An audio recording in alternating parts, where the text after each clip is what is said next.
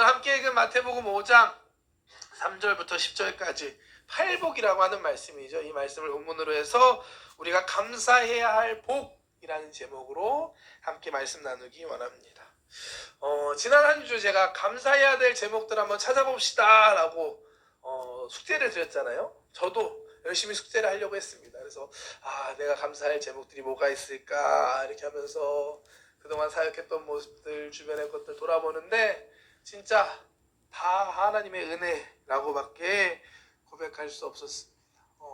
찬양했던 것처럼 나를 지으시고 나를 부르시고 나를 보내신 하나님, 제 가사 같습니다. 하나님께서 은혜 주셔서 저에게 믿음 주시고 불러주시고 하나님의 종을 삼아주시고 또 일본 이 땅까지 하나님께서 보내주셔서 지금 여러분들 앞에서 부족한 제가 이렇게 말씀 전할 수 있다는 것 다 하나님의 은혜다라고밖에 고백할 수 없었습니다.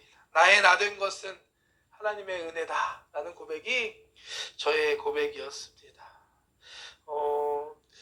그런 생각을 하면서 들었던 마음이 내가 참 복이 많구나, 내가 이미 받은 복이 많구나라는 걸 느낄 수 있었던 한 주간이었습니다. 여러분 어떠신가요? 여러분 복 받으신 분들 맞으신가요?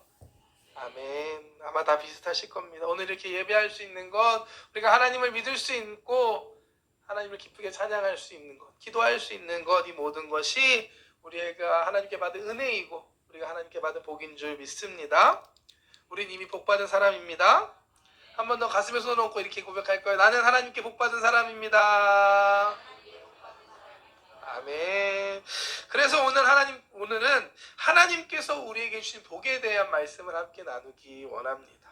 특별히 예수님께서 마태복음 5장의 산상수훈 가운데 가르쳐 주신 이 팔복의 말씀을 통해서 우리가 감사해야 할 복, 우리에게 주신 하나님의 축복이 무엇인지 말씀을 통해서 하나씩 살펴보기 원합니다. 먼저 우리가 기억해야 할 것은 하나님께서는 우리에게 복 주시는 분이시라는 사실입니다. 하나님께서는 저와 여러분들에게 복을 주시는 분이십니다.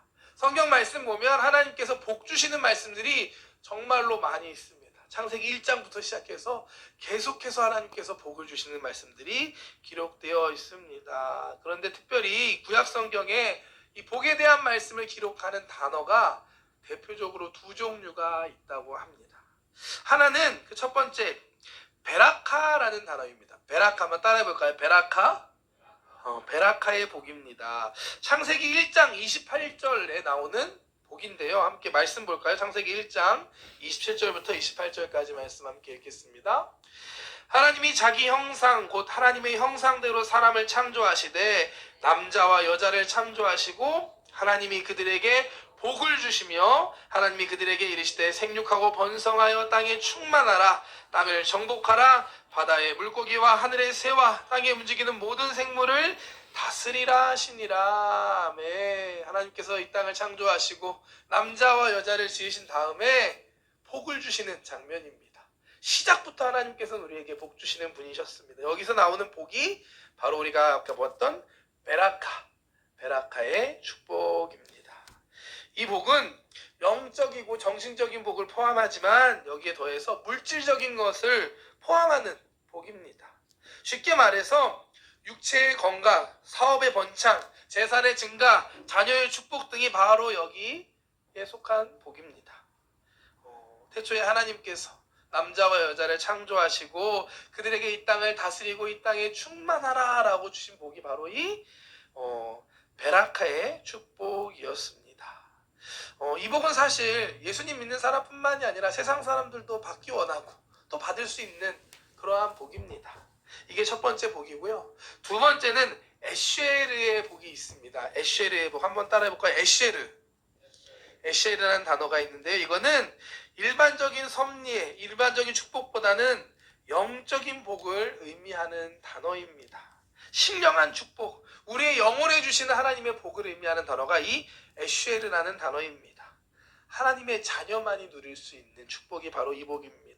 시편 1편에 이 복이 기록되어 있는데요. 함께 말씀 보겠습니다. 시편 1편 1절부터 2절 말씀입니다. 복 있는 사람은 악인의 꾀를 따르지 아니하며 죄인들의 길에 서지 아니하며 오만한 자들의 자리에 앉지 아니하고 오직 야훼 율법을 즐거워하여 그의 율법을 취하로 묵상하는도다. 조금 느낌이 다르지 않나요? 여기에 나온 복이 바로 에쉐르의 복입니다. 하나님께서 하나님의 자녀들에게 주시는 영적인 복이 바로 이 복입니다. 그렇다면 오늘 본문 말씀 마태복음 5장 8복에 나오는 복은 둘 중에 어느 쪽에 속한 복일까요? 신약 성경은 그 구약의 히브리어가 아니라 헬라어로 기록되어 있는데요. 여기 복이 있나니 계속되는 단어가 마카리오스라는 헬라어라고 합니다. 이 단어의 뜻이 뭐냐?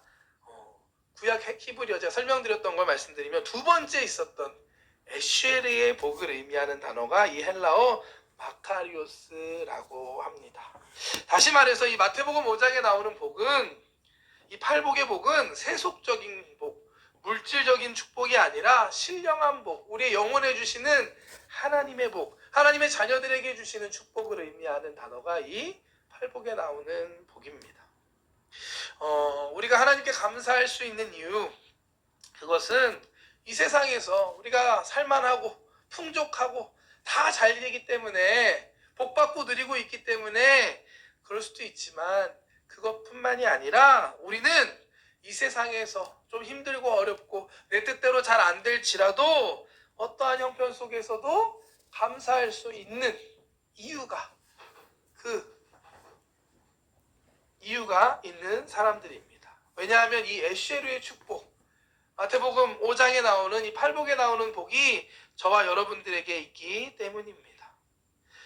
마태복음 5장 이 팔복의 말씀들 하나하나 살펴보면서 우리에게 주신 영적인 복이 무엇인지, 우리가 감사할 수 있는 어떠한 조건에서도 감사할 수 있는 이유가 무엇인지 함께 여러분들과 말씀 통해 나누기 원합니다. 첫 번째로는 심령이 가난한 자에게 주시는 축복입니다. 첫 번째 복음, 우리에게 주시는 첫 번째 복이 바로 이것입니다. 마태복음 5장 3절 말씀 함께 보겠습니다. 심령이 가난한 자는 복이 있나니 천국이 그들의 것이미요. 시작부터 의미심장합니다. 복이라고 하면 부유한 자는 복이 있나니 해야 자연스럽지 않나요? 가난하다는 건 뭔가 없다는 거고 결핍하다는 거고 부족하다는 것을 의미합니다. 그런데 아주 역설적으로 시작부터 가난한 사람에게 복이 있다 라는 말씀으로 시작합니다. 만약에 이것이 물질적인 복을 의미하는 거라면 말도 안 되는 거죠. 이런 게 어디 있어? 가난한데 복이 있다니 누굴 장난치나? 하지만 이것이 우리의 물질이나 육체에 대한 이야기가 아니라 우리의 마음에 대한 이야기, 우리의 심령에 대한 것이라면 달라질 수 있고 복이 될 수 있음을 믿으시길 축복합니다. 심령이 가난하다는 것은 우리 마음속에 세상의 것으로 어떤 것으로도 채울 수 없는 그러한 상태가 있다는 걸 의미합니다. 오직 하나님만으로 채워지는, 하나님을 향한 영적인 갈망이 있는 목마른 상태, 이것이 심령이 가난한 상태를 의미합니다. 이런 사람이 복이 있는 이유가 무엇일까요? 그런 사람들에게 천국이 있기 때문입니다. 천국이 바로 그들의 것이기 때문입니다. 바로 우리들의 이야기인 줄 믿습니다. 여기 있는 저와 여러분, 진짜 하나님을 믿고 있고 진짜 하나님 만난 경험이 있는 우리들의 이야기입니다. 여러분들의 이야기를 다 들어보고 싶은데 시간이 부족하겠죠? 어떻게 이 자리까지 오셨나요? 어떻게 하나님을 믿고 하나님이 살아계시구나 라고 인정하게 되셨나요? 지지난주, 그러니까 어제 말고 그 전주 토요일에 전도팀 기도회 모임 때 각자의 간증을 나눴다는 말씀을 지난주에 드렸습니다. 어떻게 하나님을 믿게 됐는지, 지금까지 살아오면서 경험했던 하나님에 대한 간증을 나누는 시간을 가졌습니다. 너무 은혜로운 시간이었습니다. 그런데 제가 놀랐던 거 한 가지가 아주 공통된 부분이 있다는 거였습니다. 우리 하나님 한 분이시구나라는 게 새삼 느껴지는 순간이었습니다. 왜냐? 다 고백하시는데 비슷한 이야기들이 나옵니다. 그 대부분의 간증에서 공통적인 부분이 뭐냐? 대부분 힘들고 어렵고 부족했을 때 하나님을 찾았고 그때 하나님을 만났다라는 고백을 하는 것을 보았습니다. 저도 마찬가지였습니다. 제가 하나님을 진짜 믿게 된 것, 하나님이 나를 사랑하시고 정말 살아계시는구나, 나의 기도를 들으시고 함께 하시는구나, 그것이 믿어지고 알게 됐던 것은 제 인생에 가장 힘들고 어려웠던 순간 중에 한 순간이었습니다. 두려운 마음으로, 불안한 마음으로, 눈물로 하나님께 기도하는 그 순간 하나님께서 함께 해주셨고, 괜찮아, 안아주시는 마음, 그것들이 느껴지면서 하나님의 음성과 하나님의 사랑을 경험할 수 있었던, 이게 바로 저의 믿음의 시작이었습니다. 아마 여러분들도 비슷하지 않을까 생각합니다. 심령이 부유한 사람은 하나님을 잘 만나지 못합니다. 아니, 하나님을 잘 찾지도 않습니다. 왜냐하면 하나님 없어도 살만하니까. 내 힘대로, 내 능력대로 살아갈 수 있기 때문에 이런 사람들은 하나님 만나기가 참 쉽지 않습니다. 그래서 예수님께서 부자가 천국 가는 게 낙타가 바늘길 가는 것처럼 어렵다라고 말씀하셨지 않나 저는 생각합니다. 하지만 우리의 심령이 가난할 때 우리는 하나님만을 의지하고 또 하나님을 향한 갈망을 가지고 하나님께 나아가게 됩니다. 이런 사람들이 하나님을 믿을 수 있는 것이고 하나님을 경험하고 하나님을 만나고 구원의 은혜가 그런 사람들에게 있는 것입니다. 천국이 바로 그들의 것이다 라고 예수님께서 복되다 라고 말씀하십니다. 여러분 지금 어떠신가요? 여러분들의 마음, 예배하는 지금 여러분들의 마음, 심령은 가난하신가요? 부유하신가요? 심령이 가난했을 때를 기억해 보시기를 바랍니다. 정말 간절히 하나님께 찾았던, 하나님 앞에 나아갔던 그때를 기억하고 그 은혜를 회복할 수 있는 저와 여러분들 되시기를 축복합니다. 하나님께서는 심령이 가난한 자를 도와주시고 그와 함께 해주십니다. 죄를 지었다면 회개할 수 있게 용서해 주십니다. 부족한 게 있다면, 연약한 게 있다면 더해 주시고 채워주시고 붙들어 주시고 함께 해주십니다. 하나님 안에서 우리는 천국을 경험할 수 있는 것입니다. 이 놀라운 하나님의 축복과 은혜를 회복할 수 있는 우리 긴조 성도님들 되시기를 축복합니다. 아멘. 제가 처음 사역을 시작한 곳은 여의도에서 전도사로 사역을 시작해서 파견을 가게 됐습니다. 울산에 있는 순복음 초대교회라는 곳에서 파견을 하게 됐습니다. 그때 제가 처음 맡았던 부서는 우리 중고등부 아이들 오늘도 와 있는데요. 중고등부를 담당했습니다. 그런데 그때 중고등부 아이들과 감사하게도 단기 선교로 동남아시아, 캄보디아랑 필리핀으로 선교를 다녀올 수 있는 기회가 있었습니다. 제가 사역했던 곳이 울산이라고 말씀드렸는데 울산에 대해서 아시나요, 여러분? 울산이 어떤 곳이냐면 한국의 현대자동차 공장이 울산에 있습니다. 현대중공업, 현대조선소 그런 큰 공장들이 다 울산에 있습니다. 그래서 한국에서 그 연평균 수입이 제일 높은 도시 중에 하나가 바로 울산입니다. 기본적으로 생활 수준이 아주 높은 곳이었습니다. 그곳에 사는 아이들도 크게 부족한 것 없이 살아온 아이들이었습니다. 그 아이들과 함께 캄보디아, 필리핀에 선교를 가서 그곳에서 살고 있는 가난한 아이들의 모습을 직접 보고 함께 했을 때 그 아이들이 변화되는 것을 볼 수 있었습니다. 그동안 당연하게 여겼던 것들, 아니 더 갖지 못해서, 더 먹지 못해서 불만 갖고 원망하던 모습들이 이게 감사한 거구나로 바뀌는 것들을 볼 수 있었습니다. 선교 다녀온 뒤에 아이들의 생활 태도가 많이 변화가 됐고 저는 덤으로 우리 부모님들께 감사 인사를 많이 받았던 그런 기억이 있습니다. 우리들은 어떤가요? 예전과 같은 심령이 가난했던 하나님 우리의 마음들이 회복되시기를 축복합니다. 너무 부유하진 않는지, 내가 받고 있는 은혜, 축복, 이 예배하는 것 모두가 너무나 당연한 것으로 여기고 있진 않는지 우리의 모습들을 돌아보시는 저와 여러분들 되시기를 축복합니다. 심령이 가난한 자에게 주시는 복이 회복될 때 우리는 하나님께 감사할 수 있습니다. 아니, 감사할 수밖에 없습니다. 하나님께 나아가 간절히 사모할 때 부어주셨던 그 은혜를 기억할 때 우리는 감사하지 않을 수 없습니다. 이와 같은 은혜가, 감사가 회복되는 저와 여러분들 되시길 축복합니다. 두 번째는 애통하는 자에게 주시는 복입니다. 애통하는 자에게 주시는 복입니다. 함께 말씀 5장 4절 말씀 보겠습니다. 애통하는 자는 복이 있나니 그들이 위로를 받을 것이미요. 우리는 누구나 인생을 살다 보면 슬픈 때를 지나게 됩니다. 눈물 흘릴 때가 분명히 있습니다. 난 한 번도 울어본 적 없다라고 말씀하시는 분 없으실 겁니다. 누구나 인생의 쓴맛을 볼 때가 있고 눈물 흘릴 수밖에 없는 때가 있습니다. 그런데 오늘 본문에 나오는 애통이라는 이 단어는 일반적인 슬픔의 눈물과 조금 다릅니다. 이거는 일반적인 이유가 아니라 신앙적인 이유로 하나님 앞에 나아가서 눈물 흘리는 것을 의미합니다. 인간적인 연약함 때문에 시작했을지 몰라도 그 울음 속에 하나님을 바라보면서 울게 되는 것입니다. 육신적인 이유로 시작했지만 영적인 이유로 울게 되는 눈물이 바로 이 하나님 앞에서 흘리는 애통의 눈물입니다. 그렇다면 우리가 하나님 앞에 나아가 울게 되는 이유가 무엇일까요? 먼저는 우리의 연약함, 우리의 죄 때문에 우리는 눈물 흘리게 됩니다. 사실 저와 여러분들은 모두 다 죄인입니다. 여러분 앞에 서 있는 저도 정말 죄인입니다. 하나님 앞에 설 때 우리는 우리의 연약함, 죄인된 모습, 부족한 모습을 볼 수밖에 없습니다. 이것은 어두운 방에 있을 때 잘 모르지만 그 방에 밝은 빛이 짠 하고 들어가면 잘 안 보이던 얼룩도 먼지도 보이기 시작하는 것과 같은 것입니다.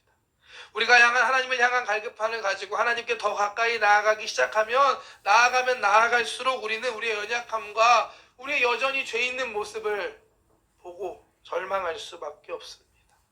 이때 우리는 하나님 앞에 눈물로 회개할 수밖에 없습니다.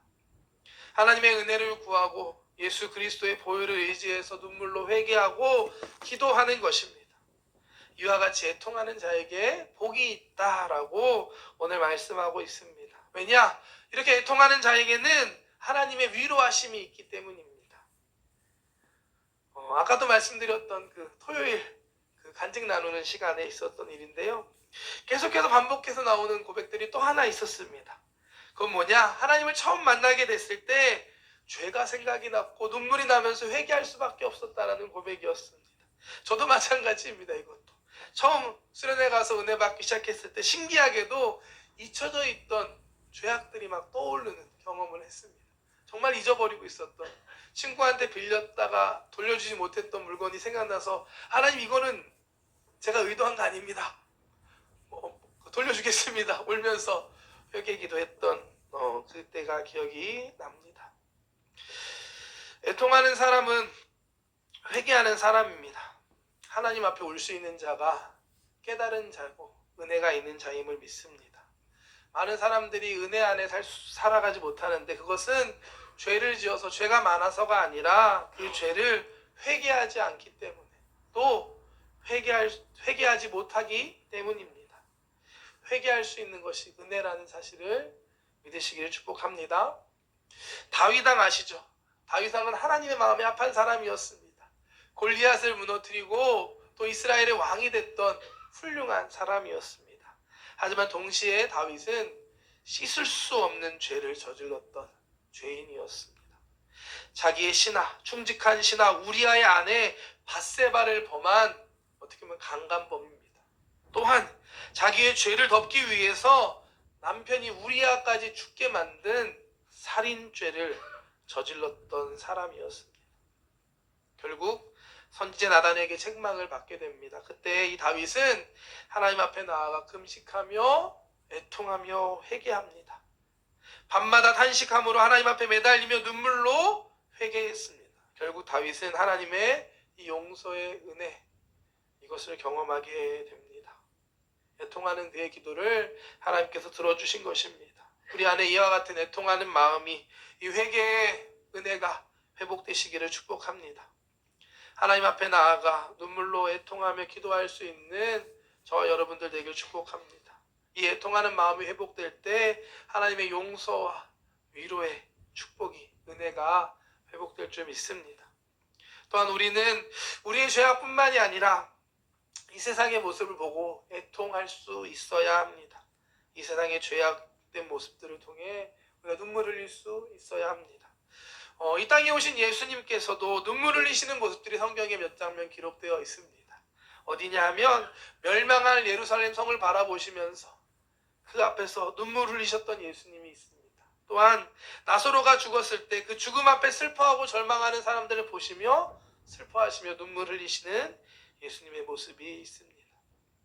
예수님께서 지금 우리가 살아가는 2023년의 일본 동경 긴시조 우리들의 삶의 모습을 보시면 어떻게 하실까요? 아마 눈물 흘리시지 않을까 생각합니다.